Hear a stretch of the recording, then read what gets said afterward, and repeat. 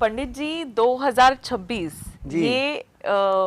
ये साल क्या लेकर आया है, ये जरूर आपसे जानना है। भारत के लिए ये साल कैसा होगा ऐसा आपको लगता है?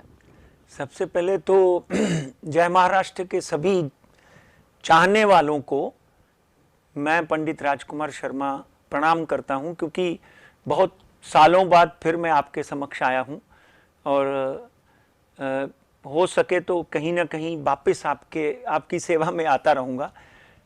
जय महाराष्ट्र के साथ मेरा नाता क्या है ये आप सब लोग जानते हैं, मगर बात को और आगे ना बढ़ाते हुए आपके सवाल पर आता हूं कि 2026 भारत के लिए कैसा होगा।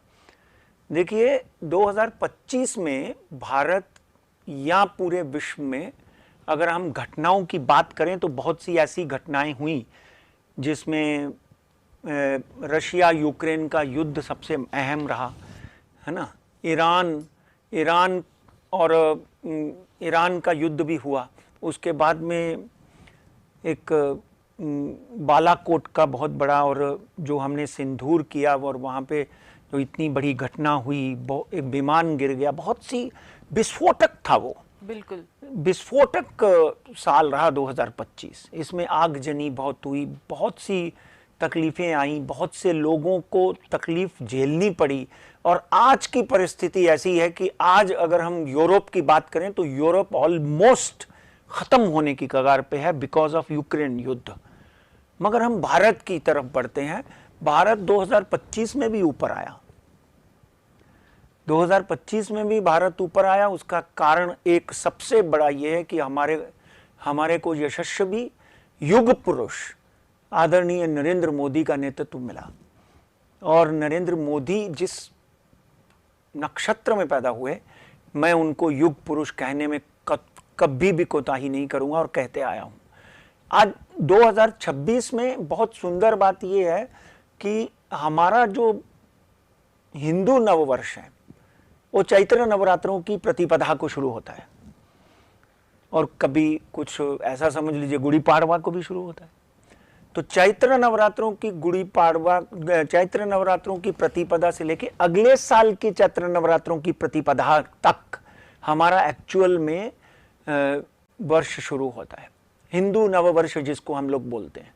मगर क्योंकि हम 250 साल गुलाम रहे, इसलिए हम 31 दिसंबर हैप्पी न्यू ईयर जरूर मनाते हैं। मगर मनाना भी चाहिए, उसमें कोई गलत नहीं है। विश्व के 90% लोग मनाते हैं तो हम भी मनाते हैं। तो अगर हम ये साल की बात करें तो इस साल में वैशाली जी सुंदर बात यह है कि गुरु राजा है।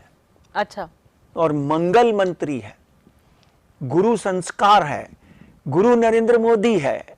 ध्यान से सुनिए, गुरु नरेंद्र मोदी है और मंगल उसकी पावर है। मंगल उनकी पावर है। मंगल की राशि वृश्चिक है उनकी। और गुरु सभ्यता देता है, धर्म देता है, संस्कार देता है, आपको जीने की कला सिखाता है, बड़ों की इज्जत करनी सिखाता है, अपने धर्म के ऊपर कैसे अनुशासन रखना है वो सिखाता है। और उसमें नरेंद्र मोदी जैसा मुझे नहीं लगता प्रधानमंत्री मुझे दिखाई दिया है। इसलिए कंटिन्यूसली भारत जो है विश्व गुरु की तरफ बढ़ते हुए दिखाई देगा। 2026 विश्व में भारत की स्थिति और मजबूत करेगा। हम विश्व की तीसरी चौथी सबसे बड़ी इकोनॉमी है जिसको अर्थव्यवस्था बोलते हैं।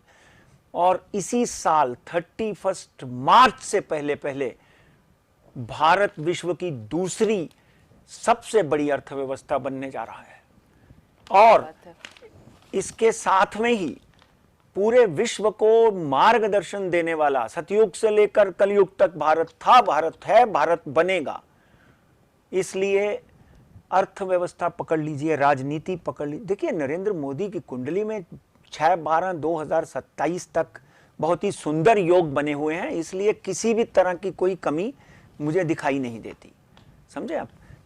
इस भारत की तरफ लोगों का झुकाव पूरे विश्व की तरफ होगा। हमारे देश ने टैरिफ को लात मारी, जी, परवाह नहीं की। बिल्कुल। करो जो करना है, तुम 100% लगाते हो, 200% लगाते हो, कोई फर्क पड़ने वाला नहीं है। और सबसे बड़ी उपलब्धि वृषाली जी ये है कि पिछले कई सालों में पुतिन जैसा व्यक्ति किसी देश में नहीं गया। जी बिल्कुल। In spite of having lot of security issues, Putin ब्लामदीर भारत आए, ये एक बहुत बड़ी उपलब्धि थी। इसलिए ये 3-4 घटनाएं जो नरेंद्र मोदी के माध्यम से हुई, वो भारत को विजयी बनाती हुई दिखाई देती हैं। भारत आगे बढ़ता हुआ दिखाई देता है। नहीं, सबसे मुझे लगता है कि भविष्यवाणी जो आज जय महाराष्ट्र पर आपने की है जी। कि 31 मार्च से पहले भारत के इकोनॉमी में बड़ा रेवोल्यूशन आने वाला है। 31 मार्च 2027 से पहले जी जी। अर्थव्यवस्था में एक बड़ी ऊंच आएगी। देखिए भारतीय बाजार देखो आप, जब 2014 में आदरणीय मोदी जी ने प्रधानमंत्री का पद संभाला तो बॉम्बे स्टॉक एक्सचेंज कहां था और आज कहां है? बिल्कुल। नेशनल स्टॉक एक्सचेंज कहां था और आज कहां है? भारत की इकोनॉमी की रीढ़ की हड्डी जो है वो आपकी शेयर मार्केट होती है। आप समझ के चलिए, आज आपने अगर 2014 में कुछ इन्वेस्टमेंट की हुई है वो 4x, 5x, 6x हो चुकी है जी। इसलिए आगे आने वाले दिनों में भी भारतीय बाजार, भारत में जिस देखो आज जब आप अपना आईफोन खरीदने जाते हो तो मेड इन इंडिया है, समझे? आईफोन ने भी अपना कलर बदल दिया इस बार। आईफोन ने अपना कलर भगवा कर दिया। वो आदरणीय नरेंद्र मोदी की छवि है। इसलिए भारत में आगे आने वाले दिनों में उस बात में कोई दो राय नहीं कि आगे आने वाले दिनों में भी भारत में 90% पॉजिटिव रिजल्ट हैं। क्योंकि हम देश की कुंडली का जब हम अध्ययन करते हैं, बीजेपी की कुंडली का अध्ययन करते हैं, तो डेफिनेटली दिसंबर 2027 तक तो ग्रोथ रुकती हुई दिखाई नहीं देती। इंडस्ट्रियलाइजेशन हो, अनएम्प्लॉयमेंट हो, अर्थशास्त्र हो, ग्रामीण विभागों में लोगों की उन्नति हो, समझे ना? 14 के आने के बाद में जीएसटी, रेरा, आधार कार्ड, कितना कुछ बदला, एक नई दिशा मिली हमको।